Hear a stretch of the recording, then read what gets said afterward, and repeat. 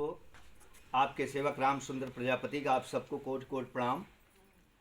आप लोग आज इस कार्यक्रम में गुरु जी के ये आपका जो संस्थान है ओम सद्गुरु दत्तात्रेय सेवा संस्थान एक धार्मिक संगठन के रूप में आपका ये कार्य करता है और ये संगठन पूरे जो देश में कार्यक्रम चलता है, जो धार्मिक कार्यक्रम है, उस कार्यक्रम में पूरे देश में जो हमारे आपकी परंपरागत जो भी चलता है सांस्कृतिक कार्यक्रम, जैसे रामचंद्र भगवान के प्राण प्रतिष्ठा का कार्यक्रम है, उसमें हम आप सहयोग के रूप में आपकी संस्था काम कर रही है, सबको जगाने का काम कर रही है कि हम आप सब मिल करके प्राण प्रतिष्ठा कार्यक्रम में हम आप भागी बने, हम आप सहयोगी बने, उसमें खुशी की तरह एक उत्सव के रूप में मनाएं।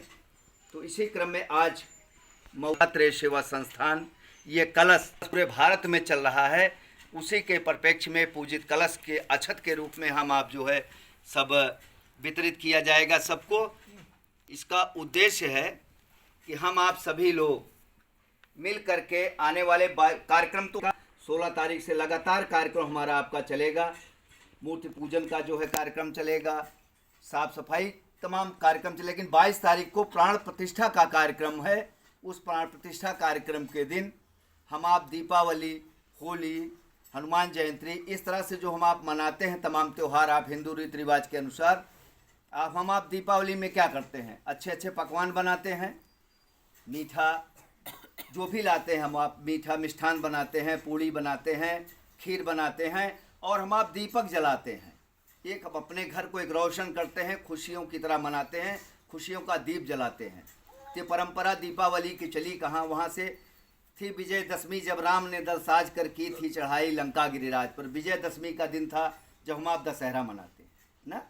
तो दशहरा हम आप तो जाते नहीं कहीं, लेकिन अपने अपने गांव में छोटे छोटे टुकड़ों में दशहरा मनाते हैं, एक शहर में बड़े रूप में मनाते हैं, दशहरा का रूप देते हैं। उसी तरह से दीपावली जब रामचंद्र जी घर वापस आए थे, अवधपुरी को वापस आए थे, तो हमारे आपके पूरे अवध में तो हम आप गए नहीं सब कोई, तो अपने अपने घरों में ही दीप जलाए थे। फिलहाल अवध प्रांत ही अपना पड़ता है, अवध क्षेत्र पड़ता है। हम आप बाहर जाते हैं विदेशों में या बॉम्बे में, दिल्ली में, तो हम आप लोगों को अवधवासी कहा जाता है। प्रयास 11, 51, 21, 101 जितना हो सके झालर लगाएं, बढ़िया लाइटिंग करें और बैठ करके गीत भजन राम नाम जप करें। अब आप समझिए कि हम आप तो यहाँ के वासी हैं।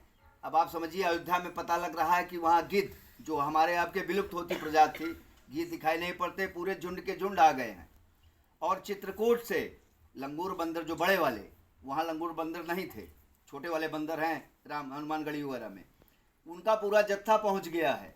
रीछ भालू का भी जत्था पहुँच गया है। क्या हम आप इतना नहीं कर सकते कि उनके लिए आज वो नए घर में फिर पुनः विराजमान होंगे। 500 वर्ष तक चलता रहा ये सिलसिला, हमारा आपके आस्था पे ठेस पहुंचती रही, ठेस लगता रहा, तमाम सरकारें आती गई जाती गई, लेकिन मैं कोटि कोटि नमन करता हूं उन्हें। हम आप सभी लोग प्रणाम करते हैं और तालियां बजा के एक बाद उनका स्वागत करेंगे। परमादेव मोदी जी का और योगी जी का, उन्होंने रामलला को पुनः अपने नवनिर्मित भवन में विराजमान करने के लिए उन्होंने ये कार्यक्रम बनाया है। वो वास्तव में जो है वो सराहना के पात्र हैं। वो देव रूप में एक तरह से आए हुए हैं, जिस तरह से हमारा कि तमाम देव लोग उत्पन्न हुए हैं। जैसे परम आदरणीय परम श्रद्धेय गुरु शिरोमणि श्री गोरखनाथ जी, जब सनातन धर्म की नैया डूबती हुई दिखाई पड़ी थी, तो गुरु मच्छंदर नाथ जी, दत्तात्रेय भगवान जी ने इनको भेजा कि आप धरती पर जाओ और सनातन को फिर से पुनः जीवित करो। जो नरसंहार की स्थितियाँ चल रही हैं उसको अपनत्व में बदलो, लोगों में एक ईश्वर के प्रति आस्था जगाओ। तो आप परम आदरणीय नाथ शिरोमणि श्री गुरु गोरखनाथ जी का जन्म हुआ। उसी तरह से आज इस जन्म में कलयुग में माननीय योगी और मोदी जी का जन्म हुआ सनातन धर्म को जगाने के लिए। इसलिए कोटि कोटि मैं पुनः उनको प्रणाम करता हूँ। और इसी के साथ हम आप सब मिल करके, हम आप सभी लोग मिल करके उनके जो कार्यक्रम उन्होंने बनाया है उस कार्यक्रम में हम सभी सहयोग करेंगे, अपने घर में दीप जलाएंगे, गांव गांव में फेरिया करेंगे। उसी के परिप्रेक्ष्य में आज ओम सद्गुरु दत्तात्रेय सेवा संस्थान नाथ संप्रदाय से जो विलय करता है उसका संबंध है, वो भी एक आप सभी मिल करके